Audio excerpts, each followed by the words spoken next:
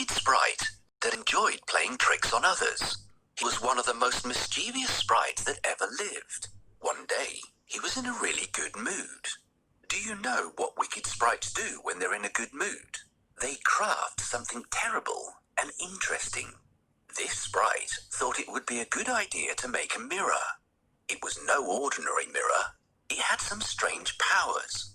Anything that was beautiful, pure and good looked ugly, terrifying and evil in the mirror. Those things that were already good for nothing and a sore to the eye looked even uglier and even more horrific. The sprite was delighted to find that the mirror grinned whenever someone had a good thought. He showed his precise mirror to all the little sprites in his school, and there were hoots and screeches of delight. They were glad to have the mirror and flew around holding it all the time. They looked at the people through it, and eventually there wasn't a single person who didn't look ugly or distorted. In their excitement, they flew higher and higher until they were close to the stars.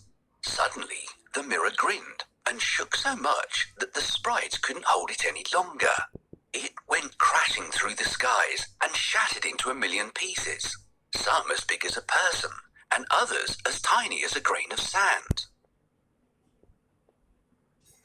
It was only after it broke that the mirror worked even more evil than ever before. Anybody who got a grain of the shattered mirror in their eye saw the world as a bleak and ugly place. Some people got a splinter in their hearts. Then the mirror sucked all the love out of the heart and turned it into a lump of snow, cold and cruel. Some of the broken pieces were as large as window panes. Some shards went into people's spectacles, and even when they looked at their friends through them, all they saw were horrible, distorted creatures. The shattered glass dust floated around in the air. The evil sprite was delighted because the mirror was working better than he'd ever hoped it would. This mirror is my greatest invention ever. The greatest indeed. Let's check how it works. Everything should look disgusting in this mirror.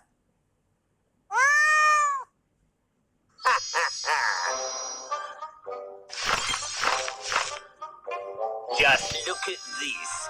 It's so ugly.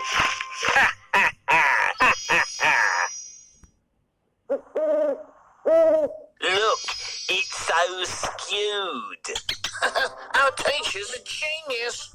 Excellent. This mirror works very well. And now, my little trolls, show this mirror to the whole world. Let's spread discord and confusion among the people. We will get all humans to look into the mirror.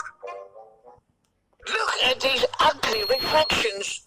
Let's find all of them.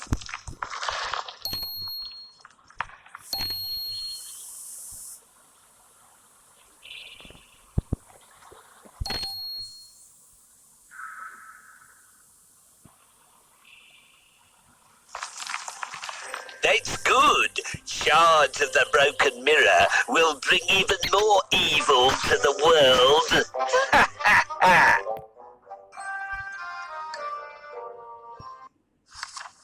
In a large town, there lived a boy and a girl, Kay and Gerda. They lived next door to each other, but anybody who saw them playing together would have thought they were brother and sister.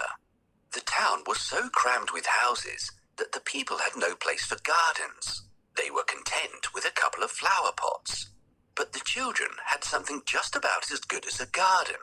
At the place where the roofs of the two houses met, they had large wooden boxes with vegetables and lovely rose bushes. Sometimes they took their stools and sat among the bushes and pretended that they were in their own big garden. But when the winter came, the children could no longer sit outside. They had to be content with playing inside the house. One day, Gerda and Kay were sitting by the window in Kay's house. Kay's grandmother, who was looking at the snowflakes, said quietly, "The white bees are swarming." Kay and Gerda looked at her in surprise. Grandma, do the bees have a queen? Kay asked. "Oh yes, they do. Said Grandma. Where the swarm hangs in thick clusters, She flies there. Sometimes she flies into towns and peeps in through the windows. When she does that, the most beautiful patterns form on the window pane. Have you both seen this happen? Kay and Gerda nodded. They'd seen it many times, so Grandma was telling the truth. That evening, when Kay was sitting by the window alone, he saw something remarkable. He noticed that one snowflake was larger and prettier than the rest and sparkled in the moonlight. The flake of snow grew larger and larger, and at last it was like a young lady dressed in the finest white gauze made of 1,000,000 little flakes like stars. She was so beautiful and delicate. But she was made of dazzling sparkling ice and was so full of life. She turned around to look at Kay.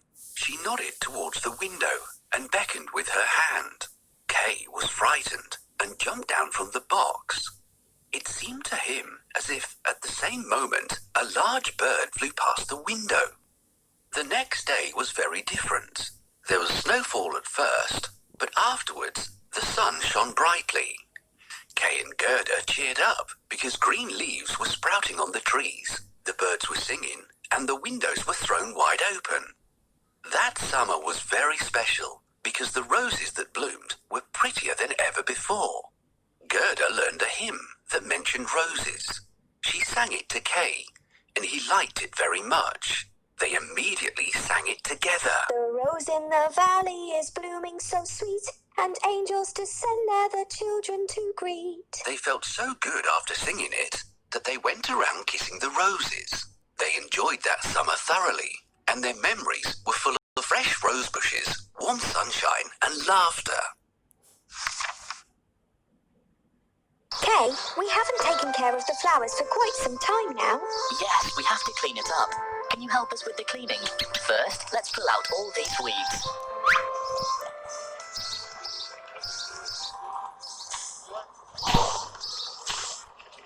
Good job. Now the flowers can grow without any hindrance. What's next? I think we have to cut down all the dry branches and leaves. We need hedge clippers for this job. If the branches grow longer than they are now, they will look untidy. We should trim them down.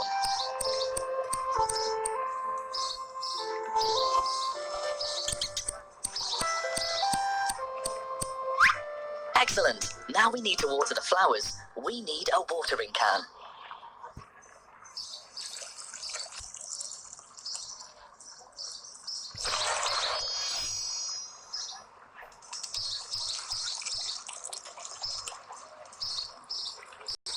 What is this book you have in your hands, Gerda? This is Encyclopedia of Animals.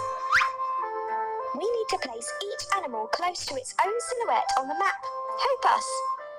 This is a horse. It can carry goods and people. That's right. This is a giraffe. It lives in Africa.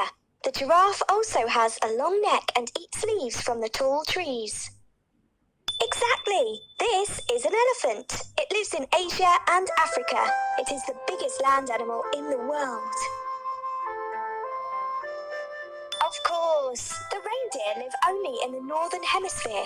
The reindeer help Santa Claus deliver presents at Christmas time. There are so many amazing animals that live in the world. I'm so glad my teacher gave me this book. By the way, we had singing class today at school. I learnt a lovely song. Wow, that's great. Go ahead and sing it. Okay. The rose in the valley is blooming so sweet, and angels descend there the children to greet. Now that's such a beautiful song.